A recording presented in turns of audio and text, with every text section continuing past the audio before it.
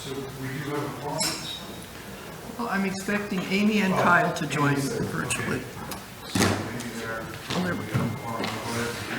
I would dim the lights, Rick, or could someone, and then we can see him online better. I am online virtually.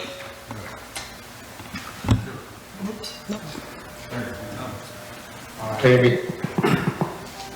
Hello.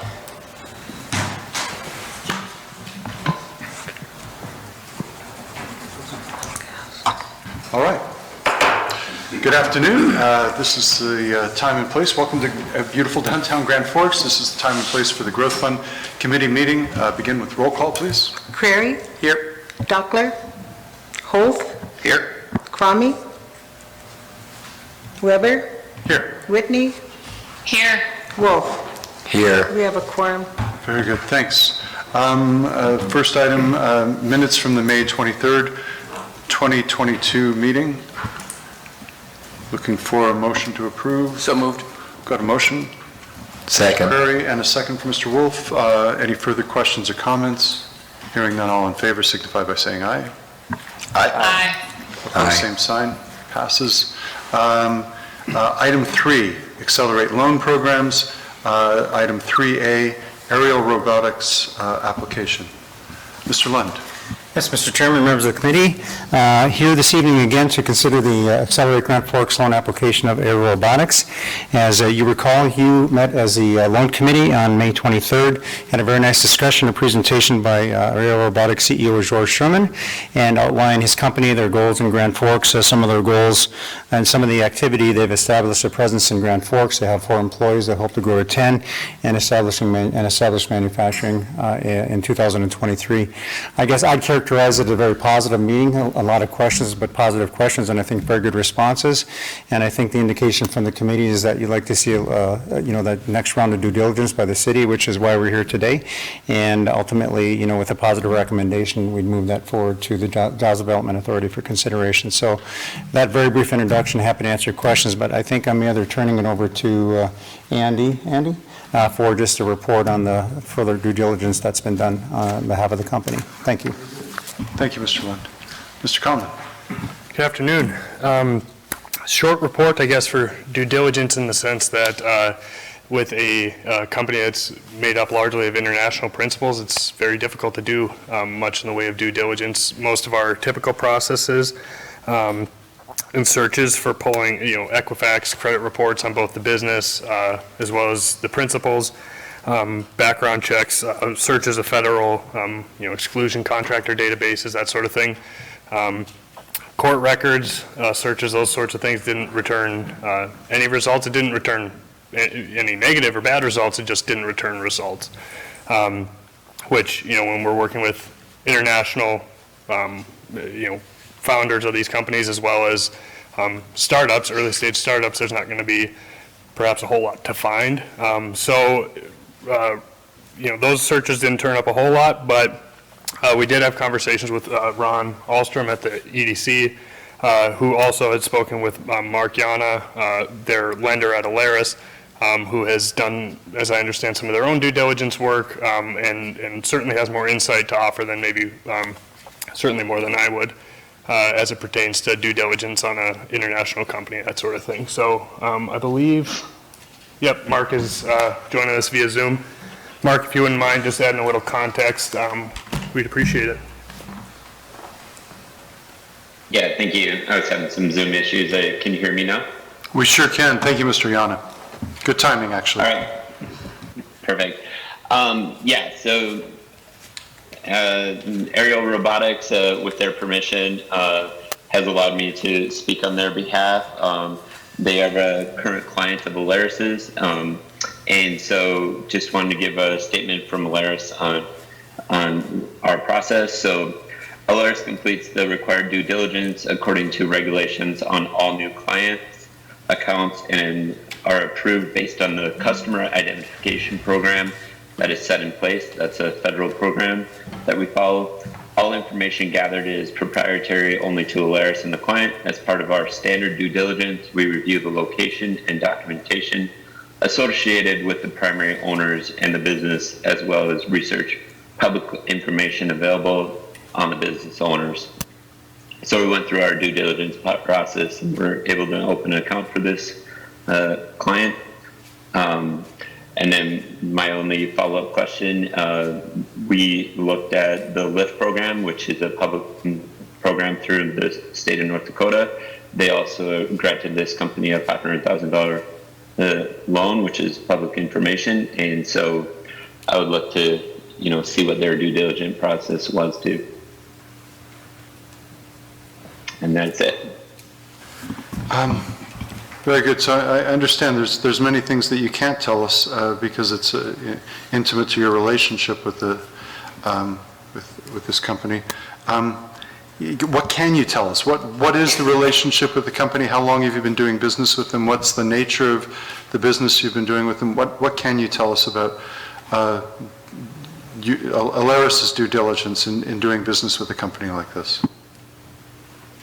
Yeah, like I said in that canned statement, I can only get into the policies and procedures that we have, for privacy of our own internal policies. And for that, Aero Robotics has been a client of ours for about 2 months. And so we were able to open an account with them, which is operating for them based on them allowing us to share that information. Mr. Curry. Mr. Yan, I appreciate you being on the line. Don't expect to ask you any proprietary questions either. I'd actually kind of appreciate you being here. Actually, Andy, or Mr. Conlon, excuse me, is there any information that's shared on the state level? Because obviously, the state of North Dakota and B&D, I'm sure they do due diligence. Is there any collaboration on that you can do with them, and that we can get in the weeds a little bit? So I recall for a previous, I don't recall if it was for first hire safety spec, but we did reach out at that time to basically to ask a similar question, what's due diligence look like for a company like this? We actually got the same response, if I remember correctly at the time, was that specific due diligence on companies is sort of proprietary or confidential to a certain extent in terms of what they were able to find.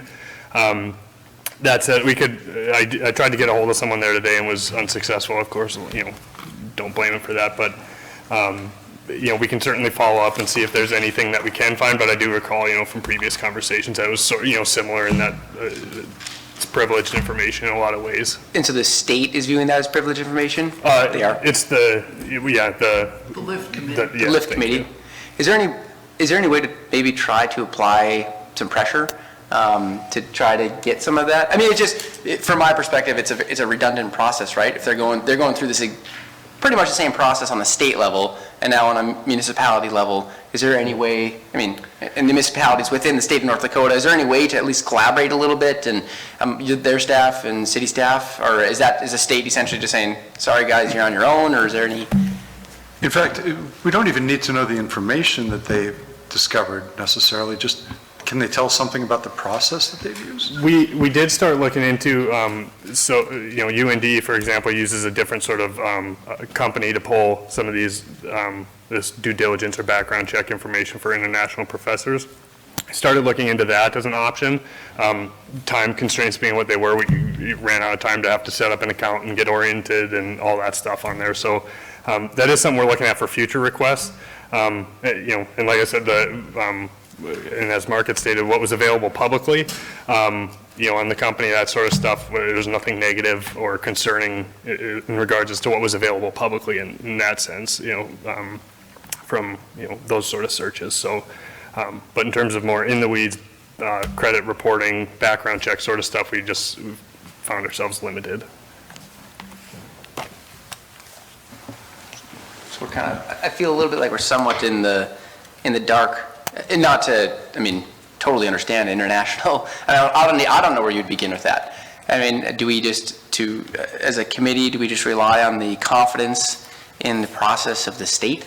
That the fact that they approved it gives us comfort, at least on we can analyze based on the pitch last time and stuff and the business plan, but at least the due diligence in regards to credit or bankruptcy or lawsuits or, anything like that. Mr. Lund? Yeah, Mr. Chairman, Mr. Curry. Please. I'm not sure, I'm going to add to that. I just want to add a couple other sort of stops along the way. So I think what we have now is a due diligence of the state, what it is. We have the due diligence of Alerus Financial, which was offered here this evening. They had gone through and received an offer for an equity injection at Genius New York. They competed with Airtonomy, and they were both, winners in one regard. One was the first winner and one was the second. So there's the due diligence they offer for equity investment, and the fact that, the background check that was accomplished turned up nothing negative. So there is that, and I will offer that for you. Could we apply pressure? The state offices are closed today. We could call tomorrow. That's not tonight. And see if that could, what we could learn from that conversation. And beyond that, there's a step that the city is choosing, looks like they will take in the future. So it could go a couple of different directions. I'll offer, though, from my standpoint, that due diligence has been done by at least 3 different organizations, a level of due diligence here with no negative findings, and nothing but positive sort of comments about this company each step along the way. Mr. Lund, you've worked with foreign companies before, right? Some, yes. Yeah. Often they have an American presence. Is that what you've relied on in terms of due diligence in the past, or what have you engaged in terms of external, international due diligence? Mr. Chairman, in most cases, these projects come to us with, due diligence done by other organizations that, in addition to some of the information we look at. If it's a PACE loan, as an example, I guess that's the easiest example to discuss. The bank is doing due diligence on the primary debt. This is different, and I think with the Accelerate program, we knew we were going to be stepping into, riskier ventures. With uncertainty, we certainly have high aspirations and hopes for great success, and so far so good, I think. Time will always tell. But I think this is a little different situation than the typical project that the EC would be involved in, whether it's international or domestic. And Mr. Gastad, I don't know that this is a legal matter, but do you have any counsel for it? I've got a couple of thoughts, if you want. One is to pose the question, I don't know if you can, for the Alerus end or the state, whether they violate, I heard they didn't, we went through policies and procedures, whether there was any violation of any policies or procedures that they had. The second would be to explore whether you could get some sort of consent to disclose information, either from the state and or from Alerus, that the borrower could allow for that information to be shared, not, their proprietary, those type of things, but the output, right, from their investigation. Why not the proprietary? I'm talking if Alerus had a proprietary software or something like that. I'm looking more for what the output, the end result of their investigation would be, either from the state or Alerus. And I don't know if that could be done, but at least to explore that possibility with both of those entities. Personally, I'd be most comfortable with the state. It just seems odd to ask a private, like a lender, hey, can you give us your due diligence? I don't know. I mean, maybe just going forward, if there is any, some collaboration. And I totally get it from your guys' perspective. I'm sure you're trying, and maybe the state's closing the door. But just to Mr. Lund's point too, at least in regards to aerial robotics, the Genius competition, that provides a lot of comfort to me. I mean, that's a serious competition. I mean, there's due diligence that's done there too. But in this one in particular, I guess now it's just a process going forward. If there can be more collaboration, it just seems like we're, kind of double dipping and being redundant. Might as well try to find some efficiencies. But.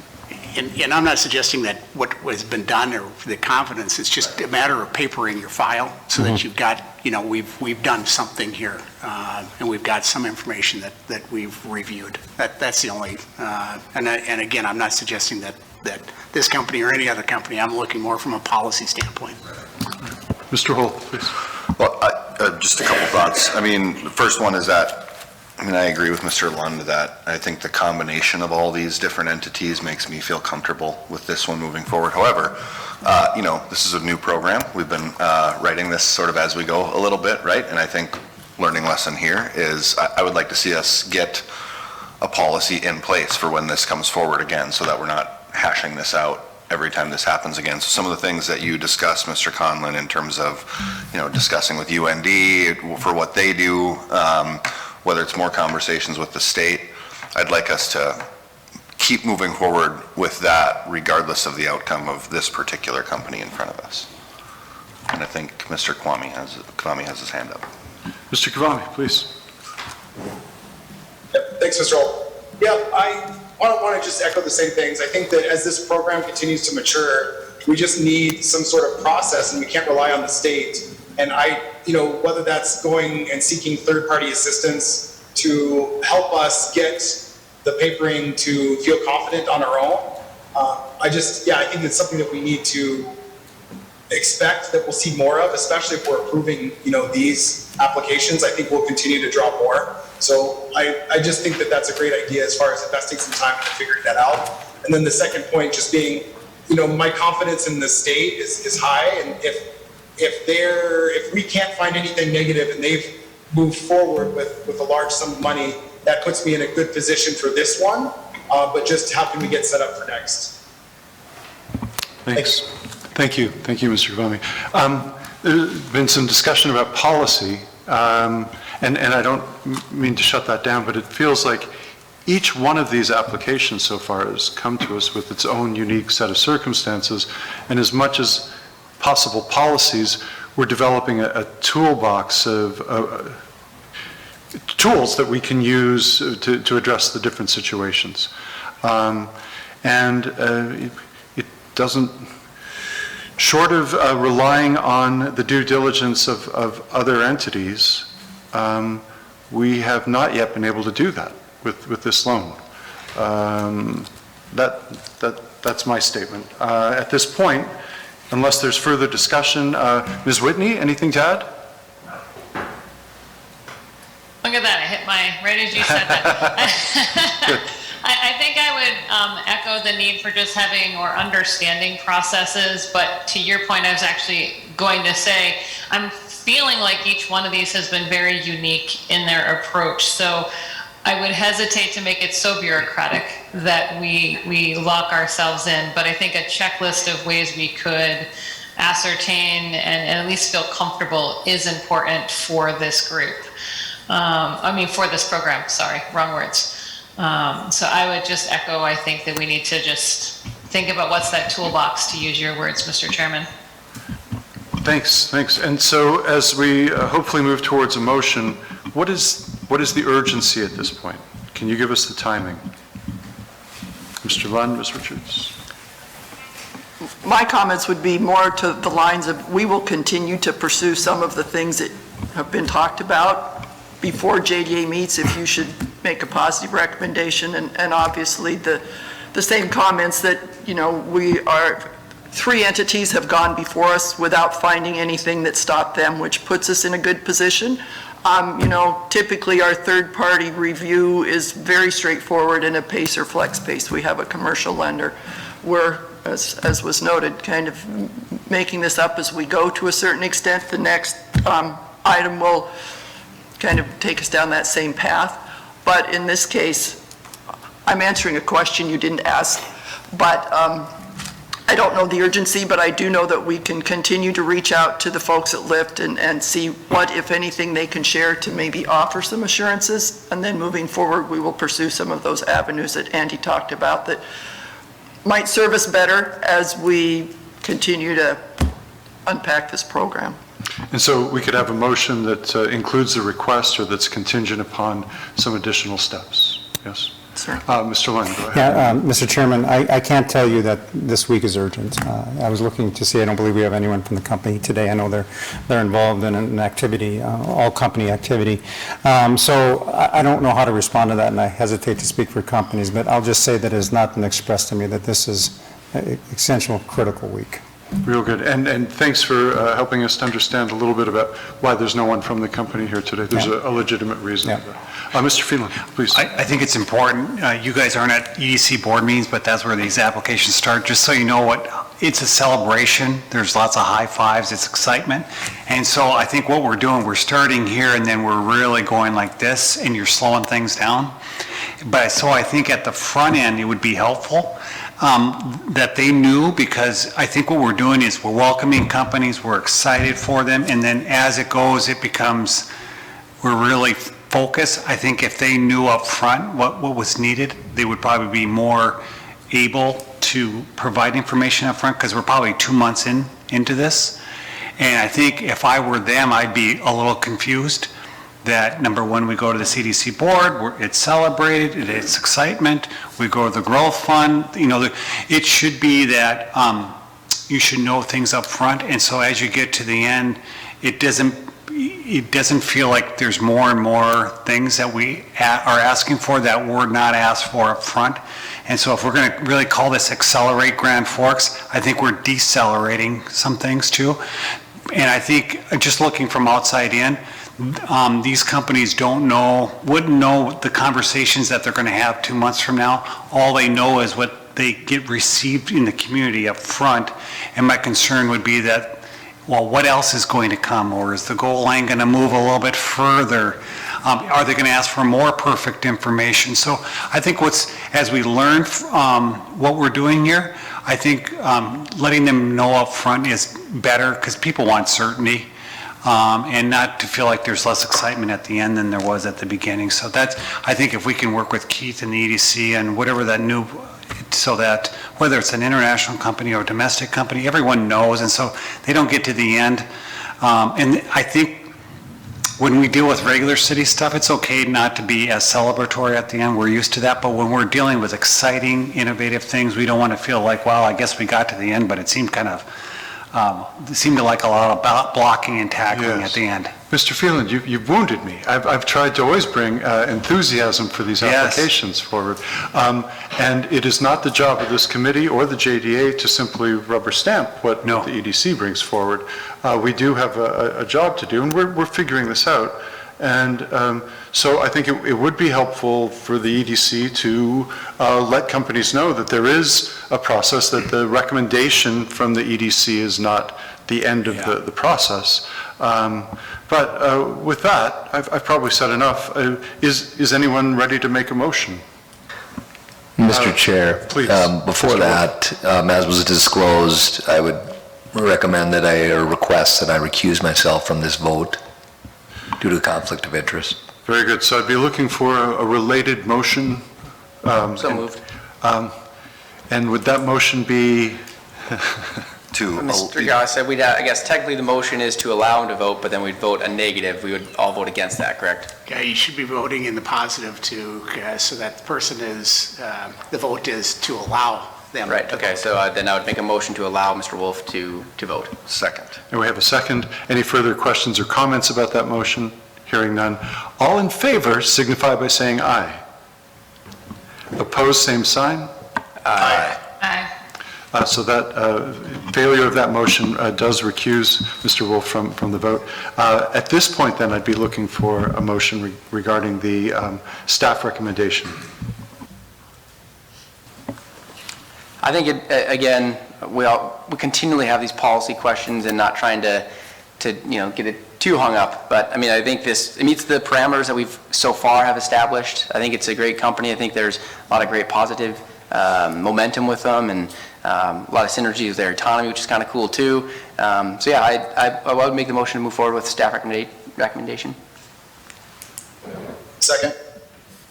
We have a motion and a second.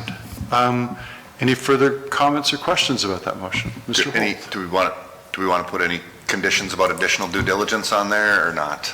I'm just asking the question. I'm not saying we should. I'm wondering the same thing, Mr. Holt. Yes. I guess okay, maybe I'd make an amendment to that motion, assuming no negative findings from staff, then I would so move for approval. I think I think July 5th is when it's, so between now and then, city staff will do further due diligence. And then I think, I was just trying to make the point, when we start the next one come through, I think we'll do more up front before it gets to the city board. And so there's, not an accumulation of things, but we'll do the best we can. So when it gets to the JDA, just so this board knows that we'll follow up on all the things that were of note. Very good, thanks. And Mr. Kavami, are you okay with that amendment, or? Yes, sir. Very good. So with that, we have a motion with an amended motion on the floor. Anything further? All in favor signify by saying aye. Aye. Opposed, same sign. Motion carries unanimously. Thanks. Next item on the agenda, Accelerate Loan Program Safety Spec Security Request. Ms. Richards, please. Thank you, Mr. Weber. Your staff report kind of summarizes where we ended the May 23rd meeting, which was a discussion about safety specs request for alterations to our standard security, as well as a request to reduce the kind of the ratio of employees that would be located in Grand Forks to reduce that goal from 75 to 50%.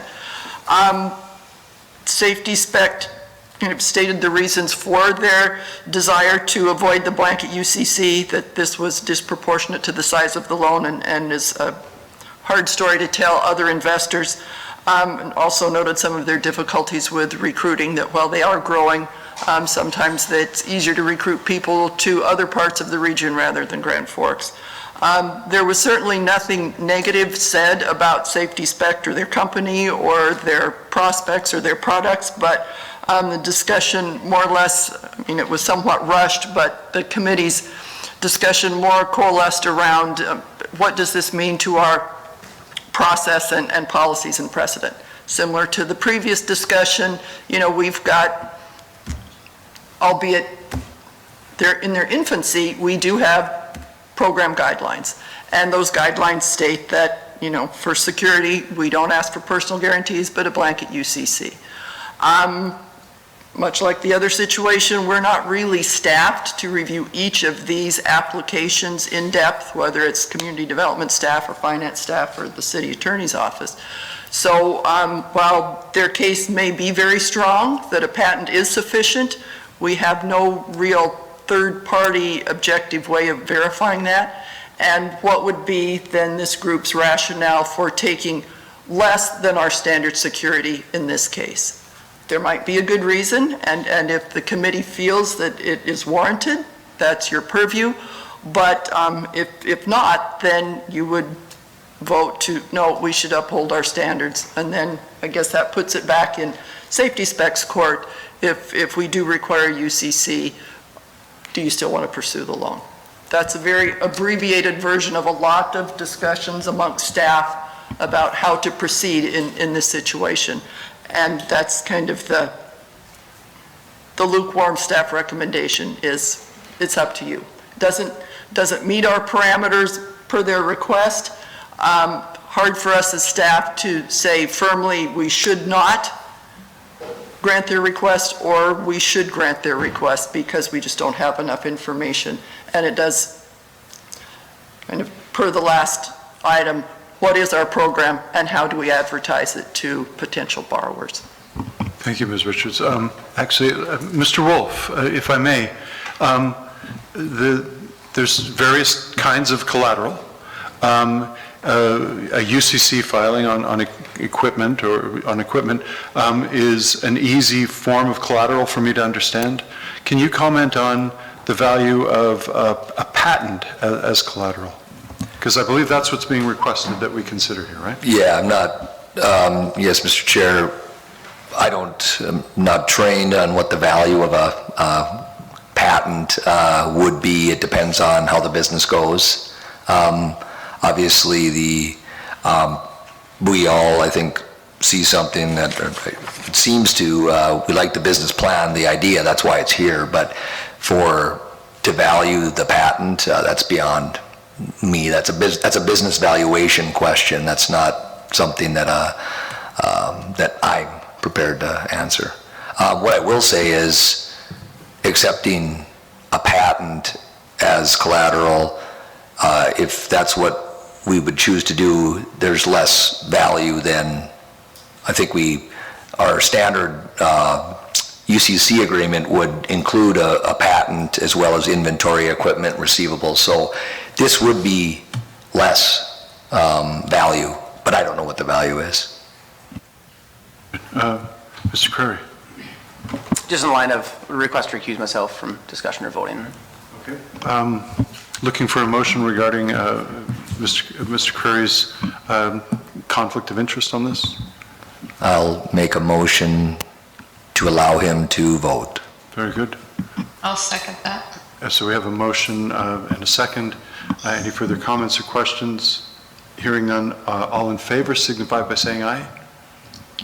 Opposed, same sign. Aye. Aye. Aye. With that, you're recused. Thank you, Mr. Prairie. Any further questions or comments, or should we have safety spec speak to this now? Mr. Chair, this is... Yes, please. Yeah, so I also have a conflict of interest in the safety spec is a tenant of our center as well. Looking for a motion regarding Ms. Whitney's conflict of interest.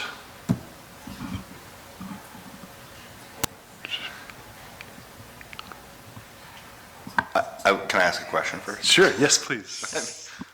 I mean, Ms. Whitney, are you comfortable voting on the, I mean, okay, Mr. Gostev, why don't you save me? Just please? getting to make a couple of inquiries of Ms. Whitney. I'm not trying to put you in a bad spot, but as I understand it, it's because they rent space within a facility that you, That is correct. okay. And so the question is are you going to financially benefit personally by that lease? Not personally, no.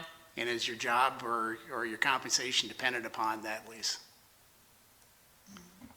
Mr. Chair, Yes. when this came up at the last meeting, the motion was made to allow Ms. Whitney to continue to participate, and that motion carried at the last meeting, just for historic reference.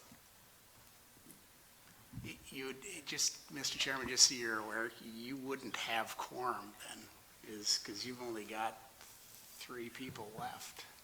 I'll make a motion to allow Ms. Whitney to vote. Very good. Looking for a second. May I ask a question?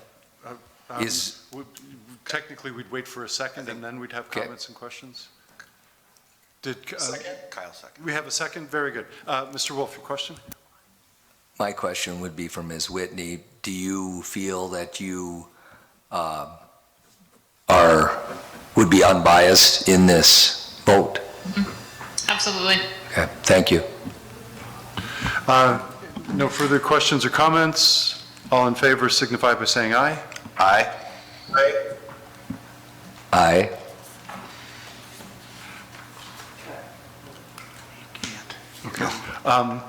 Opposed, same sign. So the motion carries. Very good. Now, would representatives from Safety Spec wish to speak to this? And Ken, would you like me to address some of those points? Tom, why don't you address the points and just an update on the business. We have another $250,000 NIH grant on Thursday, which is a pretty big deal for us. Phase 1, the next phase is another $1.4 billion. But Tom, maybe you can address these points. Sure. So there are some questions about could you take security over a patent, leaving aside the question of how you would value or put a value on the patent, which is a business decision. Like any asset, you can get a perfected security interest in a patent. So if you did choose to take the patent as the security, as the only security, you could have an appropriate security document, taking that as security. So I don't think that would be problematic. I wanted to remind the committee of some of the points that we addressed on our last call, which was with respect to fair dealing and how we would be treating the city of Grand Forks vis-a-vis prior investors. So we have a number of prior investors in the company who also took the convertible note, which is an equity linked or equity participation note. And there's economics associated with that, which is an equity return type profile.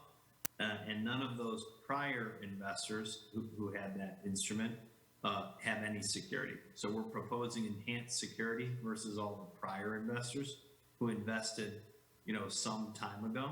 So that round closed out in December. So the company has progressed a lot and it has de-risked since the time of our initial discussions. So those investors that you would be joining the round in effect with the prior investors invested earlier, took more risk, and have no security.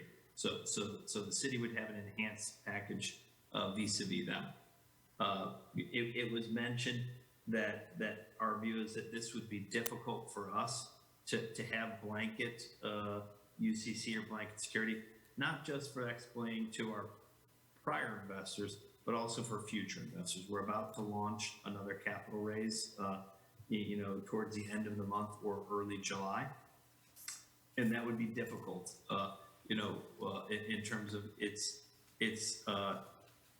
for the size of the investment, it normally wouldn't warrant, in our view, a blanket UCC over the entire company, which we did the last round at a 20 million pre-money valuation. And we're hopeful to do the next round at a higher valuation, obviously. So that really wouldn't be consistent with how things would normally work for a venture-backed startup, right, of our scale and kind of where we are in our development stage. The final question was, would we want to proceed on the basis of a blanket UCC taking security over all of the company? I think the answer to that, as we articulated in the last calls, we would not be able to do that. That would be highly problematic for us in the context of the existing investor base, what would make sense for a company of our current situation, and for our ongoing capital raising program. These are convincing statements from my perspective. We are, as has been noted earlier in the meeting, we're in the process of developing various tools. This would either be a new tool or a precedent, depending on how you want to look at it. Any questions or comments from committee members? Mr. Wolf, please. Yes, so Mr. Burke, you talk about investors, and we've got, it's a convertible note interest, potentially, initially a loan could convert to an investment. The previous investors you referred to, do they have similar arrangements, or is it all equity? It's similar arrangements in that they have a liquidation preference, and they are a convertible note. I would say that what we've proposed for the city has actually more enhanced optionality, because it's basically they are going to convert under almost all circumstances. So in addition to having security, the city actually really has a real right to decide to convert or not convert, really, which other investors really do not have, because convertible they have an automatic conversion. They have an automatic conversion on certain events occurring if we raise certain money and so on. So thank you. So are there the equity that's been invested thus far? Is it equity, or is there a note agreement? Well, it is. Go ahead, Ken. We've done several rounds of financing. Some is straight equity, and some is in the form of a convertible debt agreement, which is the agreement that you're looking at, with the difference where they have automatic conversion issues and you would not. Okay, so there's some straight equity, some similar, Mr. Barton. Okay, that's helpful. So to me, I guess for me, again, I like this company. I like the idea. I just, what I think about is we've got parameters that we've outlined, and we just approved something under those parameters. And this is different. We did talk about this quite some time ago, and I understand things change, and to me personally, the percentage of employees that we talked about back last year, I understand the change there. The fact that we would accept less collateral as a committee, I don't know why.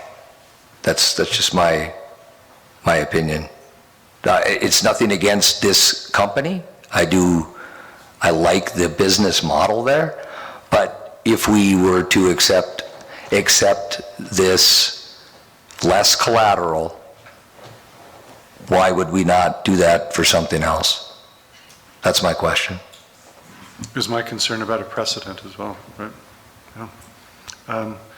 Mr. Gaustad, Mr. Lund, anyone else? Anything to add? Mr. Gaustad, please. I don't, it just, I should say, I do. As far as the number of employees going from 75 to 50%, that is actually kind of already taken care of, because even at the 75%, if the debtor shows that they've made good faith efforts and unable to even meet that criteria, they can get a reduction. So there is an out even under the agreement, but 50 to 75% to me is really not the triggering event. And I think Mr. Wolf's comment is on point. And again, I'm not reviewing it from a safety perspective at all. As I understand your program, it does allow you to make deviations from taking a blanket security. But if you're going to do that, it kind of goes back to what the chairman said, what Mr. Phelan said earlier, is to let people know what that is going to look like.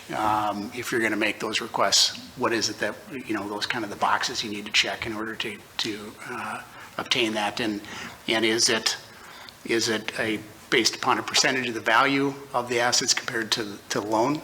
Do we look to loan value? Some criteria, some objective data, because once you establish that we're going to take something other than, if I got a box full of assets, I know what that is, but if I only get one of those items out of that box as collateral, logically, it's going to have a lesser value, as Mr. Wolf pointed out. It just does. I'm not suggesting one way or the other with respect to safety. I can't debate their issues. There's legitimate. It's more of a policy thing for the Growth Fund and the JDA to evaluate if you're going to deviate from a blanket security interest. What's that going to look like, so that when it comes forward again, and when a debtor makes that request, we kind of know what the outcome is going to be in advance. We know what the information you're looking for. Thank you, Mr. Gusta. Ms. Whitney, please. Thank you, Mr. Chairman. A couple questions for safety spec. With the request for the change in the UCC related to the patent, is that just a single patent that you're putting forward, or is there a patent portfolio that you're putting forward in regards to its value? Because there is a difference in that valuation of a single patent versus a portfolio of patents. We have actually a suite of patents pending. We have exclusive license patents from the USDA and the U.S. Army. And this patent was issued relatively recently. And that's when we came up with the idea of, because a typical patent is worth north of $1 million if it's issued. That would be from a third-party valuation group. That's typically it's north of $1 million value. Right now we have one issued patent to safety spec. We have several that are pending. Pending patents don't have the same value as an issued patent. So our thought was to use this as collateral. And again, maybe from the deviance issue, maybe we get a third-party letter putting some kind of a value on it for you. So I was actually going to ask that question. As part of your current valuation, as you've been raising funds, did you get a third-party evaluation or any kind of indication as to how this particular issued patent plays into the current valuation that you've used to do your current fundraising? Yeah, we've actually brought on a new patent attorney that's actually working for us so many hours a week right now because we're so busy filing patents, as I was describing. And again, with him, when we were trying to figure out what our valuation is on the company, we put more than $1 million, especially a little north of $1 million on the value of the patent.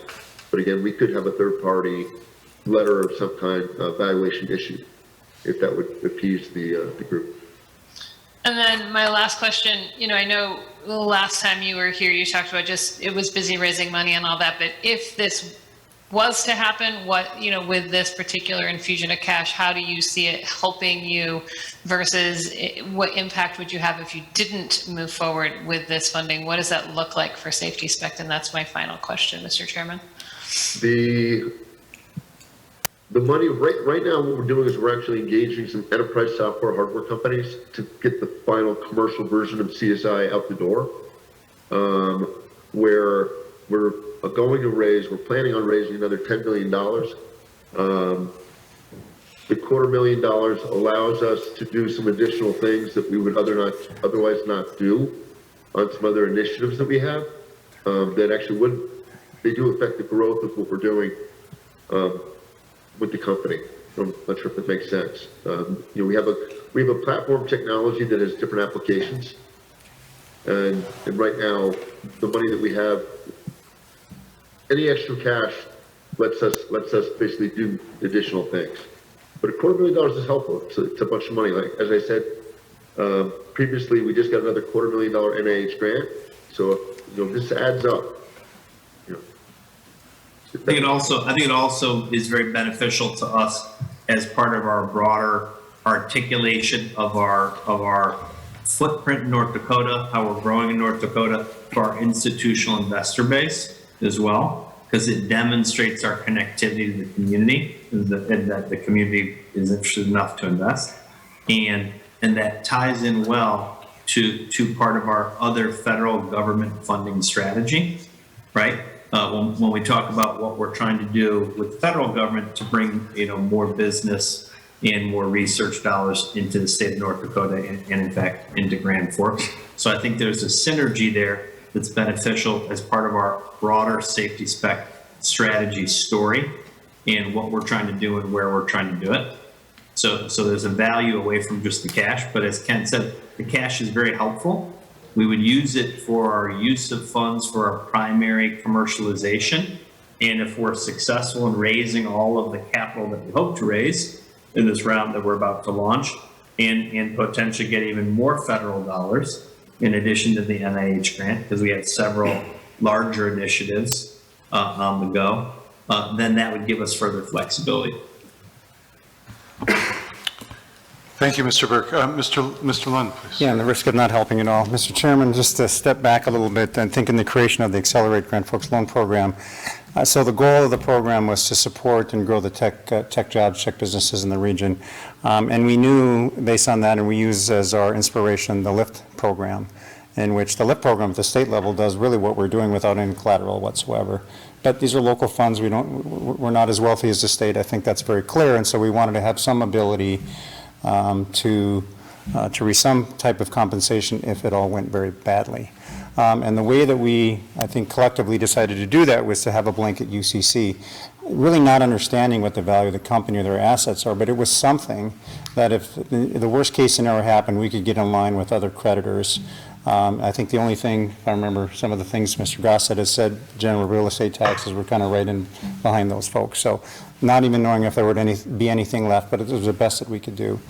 You know, in the absence of that, and I mean, in listening to the conversation, and I hear Safety Spec talk about evaluation of the patent, and this is my opinion, I know making policy at this table is very difficult, but, you know, early on we thought we didn't know what was available, so we'll take a blanket UCC. But if there was some demonstration, a third-party evaluation of the value of the asset that is being offered, that's probably better than we initially envisioned when we put the program together anyway. I think we thought that there would be really nothing left or very little left if it all went very badly. And in this case, potentially, there may be something significant there. So I'll just offer that as sort of a step back and look forward, and maybe a policy could be, again, difficult to make at this table, Buzz, is a blanket UCC unless a company can demonstrate the value of the assets that is being offered in absence of a blanket UCC. In fact, this goes back to my first question, and I didn't ask it very well, but and I haven't heard this argument made. Maybe someone did make it, but with tech companies, the hardware, the equipment might often have far less value than a patent, right? Yeah, I think computer equipment depreciates more quickly than the automobile driving off the lot. There's very little left in terms of just, you know, that type of computer and technology equipment. It really is in the ideas and if the company is fortunate enough to patent that idea. At the end of the day, if this is the sole patent they're operating under, I don't know that to be the case, and they've had some provisional patents or pending. If that's taken away, there's nothing left. And on another level, we had kind of negotiated a deal. We didn't close that deal. The circumstances have changed. Yeah. They're making a proposal based upon the new circumstances, right? And also in full disclosure too, I guess on the other side of that ledger, if it all goes very badly, likely the patent isn't worth much either too. So I mean, there's that also. But that's reassuring. Sure. I mean, but Right. an individual's personal wealth, a lot of that could be wrapped up in a company. If the company does poorly, that personal wealth goes away. So it's all contingent on your business interests and how well they're performing. So again, stepping back to the goals of the program to grow tech, this is an exciting company. Blanket UCC because we didn't know what would be there, but we want to do the best we can under those circumstances, potentially something even greater than we even imagined in terms of collateral, at this stage based on the progression as a company. And Mr. Barton and company, we want you to know, I think it's been clearly stated, the committee members are excited about the company and the idea, and we appreciate your patience in letting us make some sausage here. Did someone else? Mr. Wolf, please. So, Mr. Lund, you mentioned LIFT program, but there's no LIFT program involved with this one. I want to just confirm that, or is that still in process? We were given $1.25 million in the LIFT program. So that has already been received? Yes. Yes, okay. Thank you, Mr. Barton, for refreshing my memory. So to me, as I've said, I like this concept, and I think what we're trying to do is, we had talked about, here's the programs, things have changed. What could we, as a checklist, offer? What could we do differently? And collateral, if there is something from a third-party valuation, as opposed to a blanket filing on assets, that is differently, that gives me comfort. Other ideas that would be higher interest rates. I believe the investor group, although there are some convertible notes, might perhaps receive some interest as opposed to our structure, or are they structured similarly? We actually structured you so you are receiving interest in the convertible debt. I'm not sure what the amount is. I think it's 6%. 6%. Plus the right to convert to equity. Okay, so that's structured similarly as the other investors then, Mr. Barton or Mr. Burke? Okay, so that is. So to me, getting some valuation on the patent, I would get comfort in that. That's myself. That wasn't a motion though, was it? Or was it a motion? I'll wait to see if anyone else has any discussion. Mr. Holt? I would just add really quickly a couple things. First of all, Mr. Barton, Mr. Burke, thank you for your patience, as Chairman Weber alluded to. Great questions from my fellow committee members. I'm with Mr. Wolf here on this one. I think I'm comfortable moving forward with both of these changes. If we can get a valuation on the patent, and I don't know, Mr. Barton, if you've got an idea of how long something like that might take, but so that's my comment on that piece of it. I think I'm comfortable moving forward. The other piece about the employees dropping that from 75 to 50%, I'm comfortable with that too, because I understand it. I also would like to make the comment that I'm not comfortable with that dropping below 50%, because I think, ultimately we're charged here with growing Grand Forks, and that's what we want to do. So while I understand the challenges around that, many of us run businesses that face those challenges and have had to get creative and sometimes stretch in order to get people to live and work here, and I would just encourage you to do the same. So with that, I would be comfortable moving forward, and I can make that motion if nobody else has any other. I'll make that motion. I have a motion for Mr. Holt. I would second that motion and just say, well said. That's all the points I wanted to hit at, and I appreciate that. And a second. Any further comments or questions? Hearing none, all in favor signify by saying aye. Aye. Opposed, same sign. Motion passes unanimously. Thank you, gentlemen.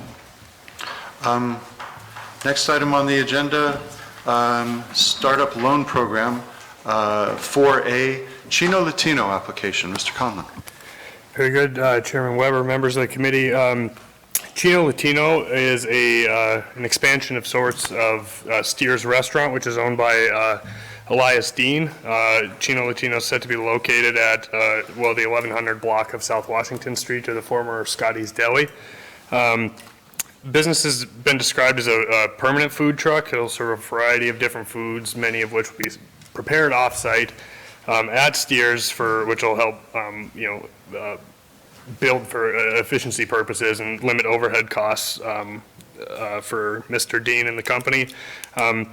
And uniquely, they intend to operate out of a drive-through only model initially. So Mr. Dean, who is here today and can certainly explain that better than I did, is requesting a $30,000 startup loan to supplement his $10,000 plus of investment in the building already to get it up and running.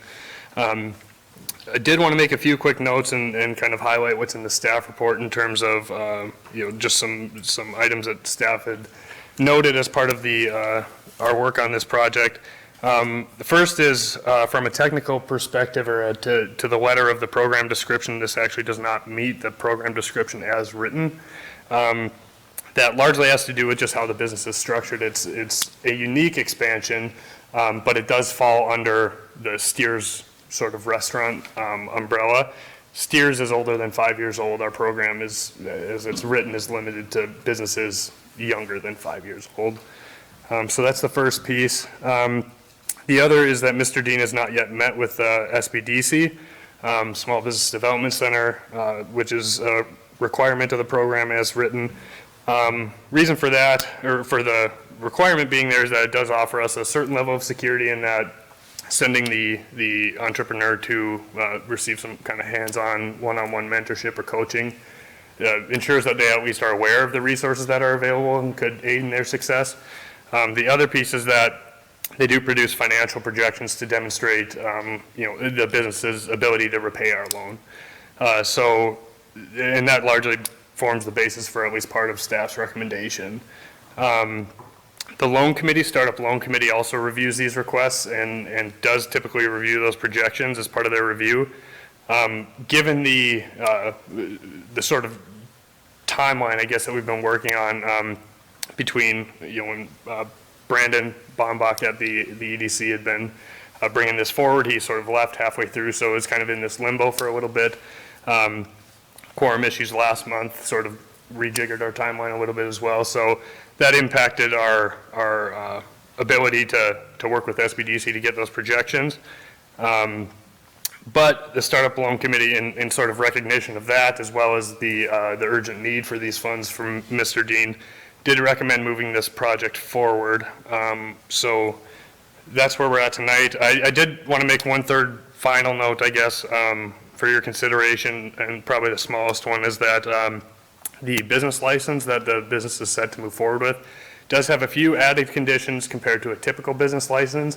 That has to do with basically the finish of a serving food prep counter in the front of the business.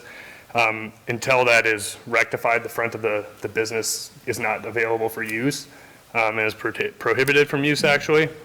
That said, doesn't necessarily impact the operations of this business, as it's meant to be drive-through only anyway. So just wanted to make a note of that, just because it is above and beyond a normal business license, but just wanted to make that note. You'll also notice that staff did not provide a recommendation on this loan, largely stemming from, again, those projections that we don't have. Not saying anything one way or the other against the business or what the projections look like, it's just we don't have them yet. So depending on what the action of this body is, and not unlike our aerial robotics item earlier, is that depending on your action, should you choose to forward this to JDA, our recommendation would be that that doesn't get brought forward for final action to JDA until those projections are received and that consultation's occurred. And then there's, assuming that shows an ability to repay, then it would be brought forward to JDA. Obviously, if it doesn't show that, we'll either be back here or it will resolve itself. So with that, I'll turn it over to Mr. Dean to add any comments and can then stand for any questions. Thank you, Mr. Conlon. Mr. Conlon, before that, just one quick question. So, Please. so our agreement would be with Steers the loan agreement would be with Steers, right? Not a separate entity? Correct. It's And so Steers, yeah. so a lien on the business assets for this would include the current business assets of Steers? Correct. That's how it would be straight. Yeah, it'd be with Steers Restaurant LLC. Okay, all right, thank you. Mr. Dean, good afternoon, sir.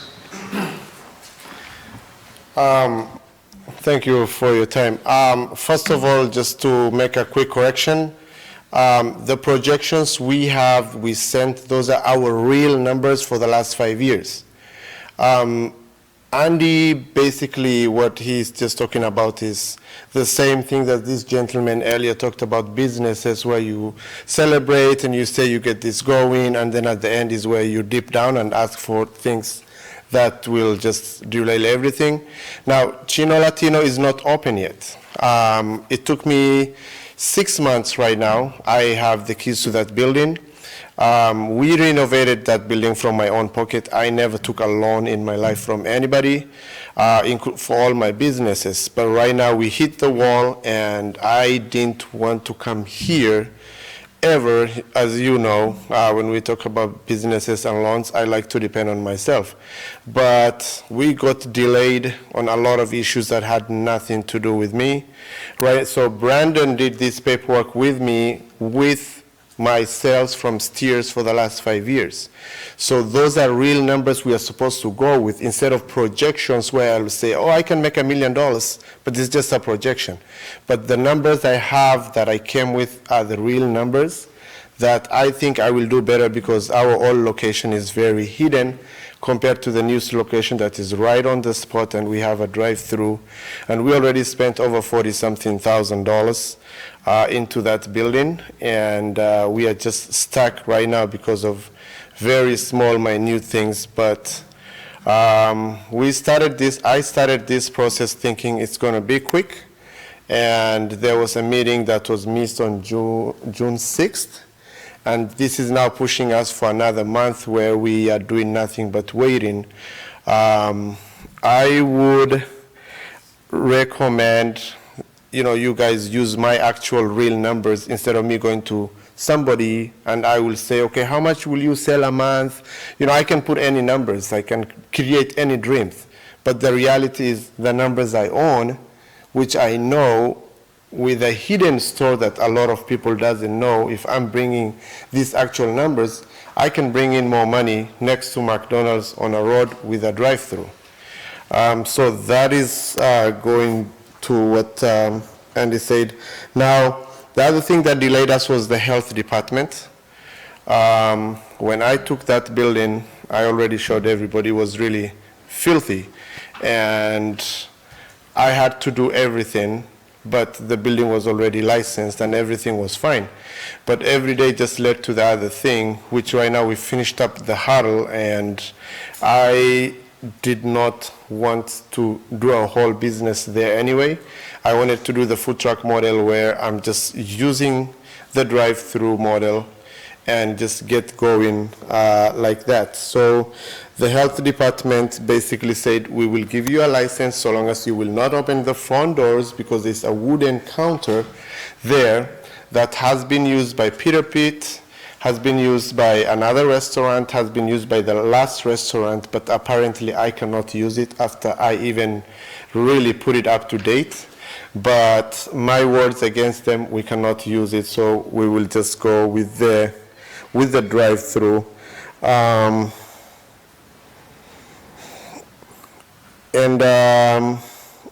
The other thing is, the main thing is just we need to get our business going, and we ran out of funds.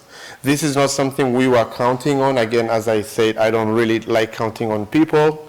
I like to count on myself, but we are at a point where we signed up a lease, and we are 6 months already into the lease, and there is just nothing going on. Mr. Curry, please. Mr. Dean, first of all, thank you for being here. I love Steers, so I'll give you a comment on that. For full disclosure, when I was reviewing this before, I wasn't prepared to move forward just because of that lack of numbers. With Mr. Committee Member Holt's comment that it would be tied to Steers, that kind of changes the game for me a little bit. Obviously, it's a little bit different for it's more of like an expand Grand Forks, which again, I think maybe that's another conversation on policy. But for here, I guess the question I would have for you is then, so you have sales, you have 5 years of history. Can you and staff has reviewed it, you have the financial ability to repay this loan then based on those numbers? Exactly. And just to correct this, there's a reason why I renamed a different business and I have Steers. But when we went to the first meeting with Brandon, I also have to listen to the experts, the people who are there with their recommendations. Now, I did take their view and I swallowed mine because they have more experience than me. But was I doing this as two businesses? Yes. Do I really want them as two businesses? Yes. Will they have two different accounts? Yes. But what will also happen, which is just a magic of many business owners know, is when this business is underperforming, for example, it's wintertime, and this business is overperforming, the two businesses help each other. But $30,000 that I, for example, get from you guys right now, I'm already in debt with it. I won't even touch that money. You know, I will use it all the way to the contractors, HP Sound, RBB Electricity, and all of it, because my plan was, you know, most of those people is people I know. They did the job for me, you know, assuming, okay, I'm going to get up and open and get going, but it just did not happen. So the place is really going to do well because we will be open until 3 in the morning. Our food is really well priced compared to any fast food there, and I think I'm going to do very well compared to my old location. Will my old location be open? Yes. Right now, why are also they tying the two businesses is because this building has two separate kitchens. One of the kitchen has that old counter, which the health department told me I cannot use it. So they forced me to cook some of my stuff at the restaurant. Now for me to get going, I'll have to do that so that I can generate money and also move that. But right now, I cannot do it. And so, and I wish you the best of success, of course. Thank you. Worst case scenario happens. Yeah. Steers has a financial ability to repay that loan and service the existing lease agreement and any other obligations of having two businesses operating. Steers has a financial capability to fund both. In worst case scenario, we're getting zero revenue from Chino Latino. Exactly, because also right now, what will also push us and get us going is sometimes we have the food truck.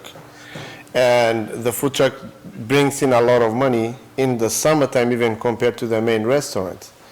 But the season has started, you know, our plan with us, the employees, all that, everything has started, but everything just, you know, stopped where like we are demoralized because we had all this enthusiasm and we spent all this money and time, and right now we just lost hope. And we just want to get going. That way we can even pay that money quicker, because I don't want to pay interest on that money because it's against our religion. Because if I do that, I would have just gone to my bank and got it right away. So because me having that 1 year deferral, that helps me quickly pay off that money. Very understandable and 100% respect that. One follow-up question then, would you still consider meeting with the SBDC to get just on the, I know your revenue, you might not be able to project. I did meet actually Nicole. So just to recap, I went to Nicole in December. Most of the time in December, our business is a little bit slower. Now, when you go to places like that, and the person will tell you, can you go do A, B, C, D? Well, I'm not a beginner. You know, I know business. That's why I'm in business. But when you tell me, again, I have just a little bit of problem compared to anybody else, because I am basically 4 employees in my restaurant, just me. Right now, me being here, my business is closed. So when I have to go to somebody and say, oh, sit down with you, I don't have that time. You know, if it's something emergency, I will close and go and do it. But me telling somebody a projection, for example, of numbers to satisfy you and say, okay, I can make this, but is this the reality? No. The reality is what you actually see. So I rather go with my numbers that I know, you know, with my customer base that I already generated, which I can just pull up from Square for the last 5 years, than me just coming up with numbers that even might not be ideal and say, okay, this is how much I'm going to make. Right, so maybe let me ask that a little slightly differently. So you have the history from Steers, which you can't argue, you can't refute those numbers. Yep. Now, I guess in the projections, not talking about the revenue side, but the expense side. So your lease agreement, any other sort of obligations you have, Yep. have you overlaid those on top of each other then and said, if I don't get $1 of revenue from Yes. Chino Latino, does Steers still cash flow enough to service all those other obligations of opening a new business? Exactly, because this building right now, the way it's set up, it will take less employees compared to Steers, and how it's very efficient for me how it's built, whereby I do have a window, I have my fire right here, and I have all my food warmers laid right there, where it's same as the food truck, where even one person can do all that as they even taking the money. So it is just, we just got lucky to find that spot. And it's just going to work with us with our old experience that we have with the food truck and the main restaurant. Thank you for answering those questions, and again, wish you all the best. Love Steers. I'm sure I'll be a customer for sure. Ready. Mr. Wolf, please. Yes, thanks, Mr. Dean. Mr. Conlon, a question then. So to me, this is different than Startup Grand Forks. It's slightly different. It's an expansion. So I think we should be clear for that, which I'm personally open to. It's an expansion, but I'm curious, do we have any other existing businesses in the works that there's an expansion? I mean, to me, I think we should look at policy. Do we have any other similar requests at this time? Not that I'm aware, perhaps you can speak to, so we don't have any others in the works. We did in the most recent 2020 update to this program, we added scale-up costs as an eligible use of funds. Again, I think that was perhaps with the interpretation of a company younger than 5 years wanting to grow their business to the next level. This is sort of different in the regard that it's almost its own restaurant, but it's just the unique way it's structured. I guess it technically falls under the existing one. So thanks, Mr. Conlon. So to me, it does feel different because it is it's the same legal entity, but it's a different. And where I'm going is maybe Ms. Richards, maybe a future growth fund committee meeting could be simply to talk about these programs and what are the purposes, and if we're going to deviate, what would we be comfortable with? I would be comfortable with something like this. To the point of we have existing financial statements from Steers. I would, Mr. Crary indicated, as long as we understand what Mr. Dean's expenses would be, and if the existing revenue would cash flow it and then support a loan as we're talking, to me that would be a viable option. that is the, sorry, go ahead. Well, thank you, Mr. Wolf. That's basically what staff is recommending the trip to SBDC do. He has presented the past history. Obviously, for Brandon Baumbach to move this forward, there was a lot of support for both the business. Steers has a great following, 5 years of operations, so clearly kind of a move to the head of the line in terms of readiness. Staff is concerned because it doesn't quite fit, which, we've highlighted. Is it a new business? Kind of, but to the letter of the law, no. And then the cash flow things. Yes, there are the 5 years of past history. We haven't seen anything that, as Mr. Crary noted, that overlays the new debt with that revenue history. So again, Brandon Baumbach, this program was his baby. He obviously had good feelings about Mr. Dean and kind of pushed it forward as he was out the door. He's not here to help with the rest of the shepherding through the process, which we, of course, miss. But that's where we as staff are. A lot going for the request, a couple of gray areas that we wanted to point out to you. And in terms of, kind of a, not perhaps overhaul, but review of programs, this is a daily topic of city staff that we need to find the time to put the day-to-day stuff aside and look at some of these policy issues. So we hear you, Mr. Wolf. We've kept you busy the last couple of years. Yeah. I'm ready to make a motion for approval for the startup loan with just the condition that the future expenses overlaid with the current revenue of Steers is sufficient on a debt coverage ratio to staff standards. I would second that motion. We have a motion and a second. Any further questions or comments? Hearing none, all in favor signify by saying aye. Aye. Aye. Opposed, same sign. Motion passes. Thank you, Mr. Dean. Mr. Conlon. And that takes us to Startup Loan Program 4B, Snack Shack Write-Off. Very good. You recall I was last here presenting Mr. Holt his request for an extended deferral that was to go through the end of June, the end of this month here, with the first payment to then start July 1st. That time was intended to allow Mr. Holt the time to, hopefully resolve the insurance claim that was outstanding, as well as get the trailer repaired and fit up for use for the 2022 food truck season. Unfortunately, as Mr. Holt had notified staff via letter earlier this month, various issues have not been able to be resolved, and the business is no longer able to repay the loan. That letter, I believe, is attached to your staff reports outlining the various issues, sort of providing a status update on those various issues that were at play. The insurance claim piece, as I understand it, was initially denied. Further pursuit through the insurance commissioner continues, but for all intents and purposes, no near-term payment is expected. Additionally, the manufacturing timelines for getting the trailer, parts for the trailer and then getting it manufactured, basically now push that out of the realm of possibility to regain operations in 2022. Even if it was possible, sufficient private financing, given the lack of the insurance payout, sufficient private financing is not available to fund the repairs. And then finally, those revised, he did go back with SBDC for some revised projections, which led him, or which showed that when you overlay,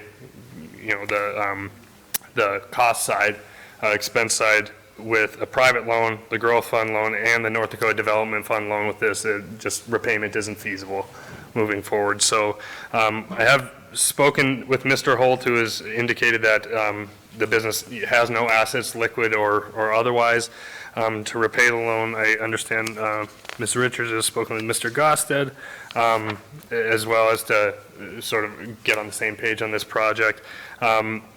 Two quick notes before I'll stand for any questions is that this one does not absolve or forgive the debt.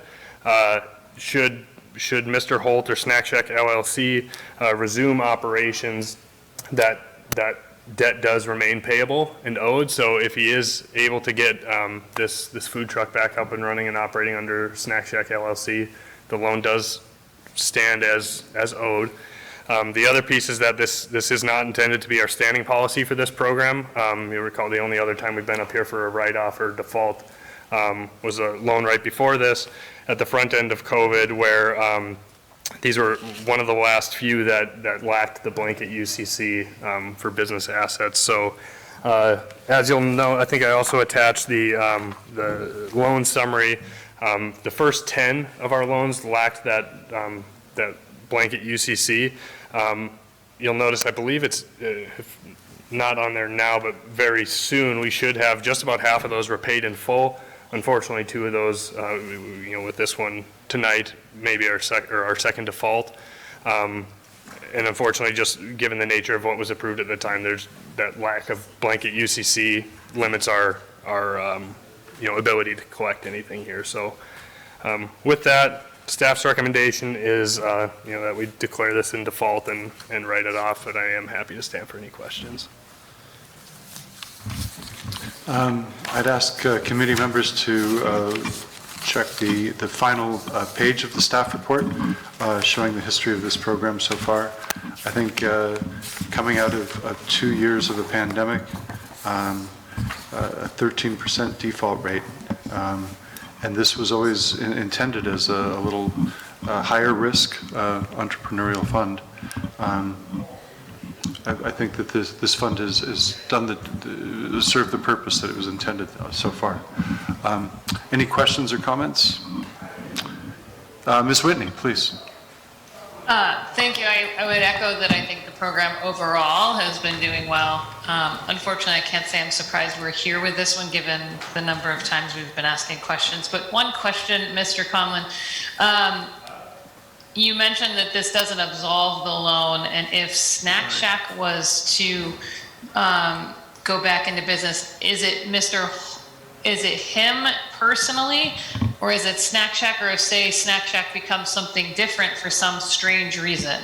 How does that work? So, as I understand it, I believe it would be tied, our loan agreement and loan documents are strictly with the Snack Shack LLC. That is who is signed up for this loan with us. So my understanding, Mr. Gostick could perhaps correct me if I'm wrong, but my understanding would be remains attached to that LLC specifically.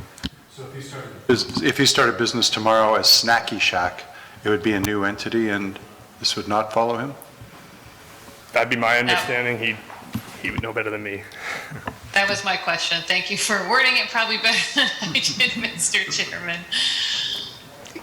The loan documents, if you don't mind, Mr. Chairman, the loan documents are with this particular LLC. If he opens up another entity, you'd have to make some sort of argument that they're interrelated. That becomes a little bit more difficult on a $17,000 loan. And the other thing is, I want you to be mindful that using the term write-off suggests to me that you're not going to see collection.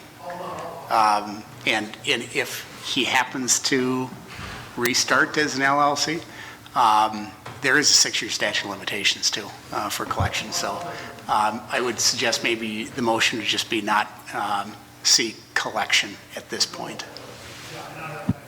Mr. Wolf. Yeah, I was going to ask Mr. Gossett, we are not required to write off. We can just not see collection. And you just, I believe, answered that, but can you confirm? That would be the way I would, in case, for the very reason Mr. Conlon suggested, is if they did happen to pop up again under the same LLC, you'd have at least some opportunity to collect. Looking for a motion? Yeah, I would make a motion to acknowledge that this note is in default and to not seek collection at this time. Second. We have a motion and a second. Any further comments or questions? Hearing none, all in favor signify by saying aye.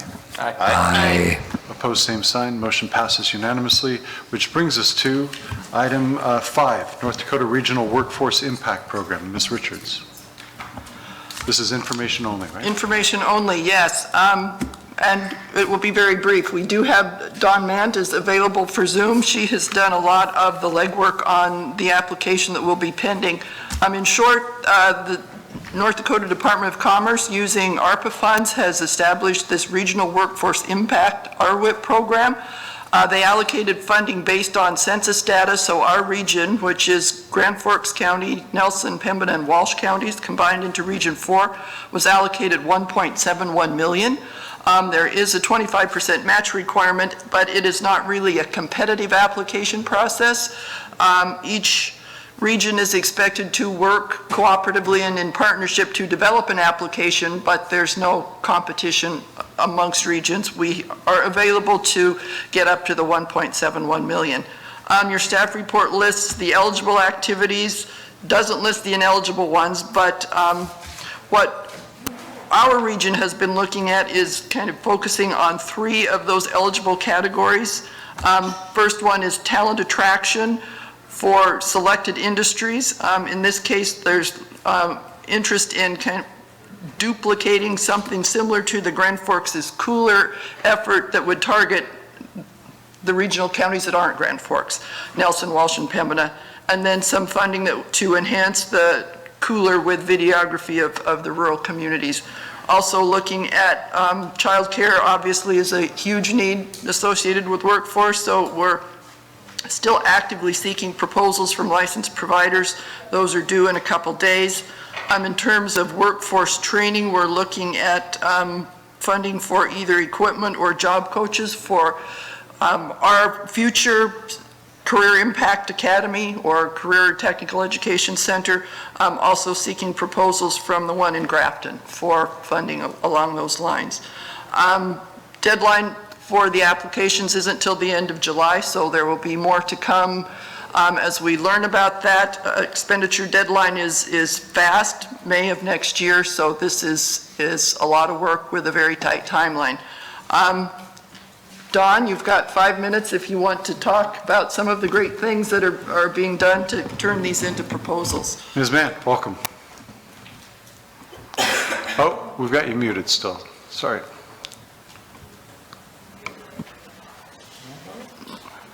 Still not working. I'm You're not sure. still muted. She's unmuted herself, but we're still not getting you there. Try it one more time, maybe? No, sorry. Apparently you can hear us, we can't hear you, I'm afraid.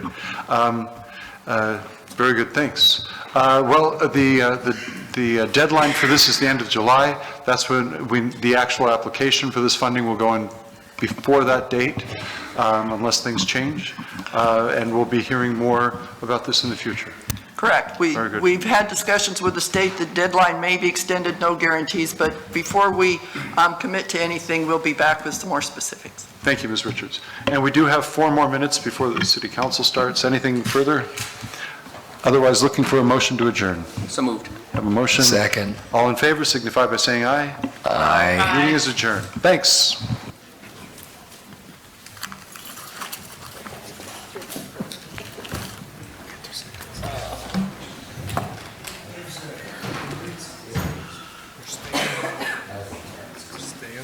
Yep.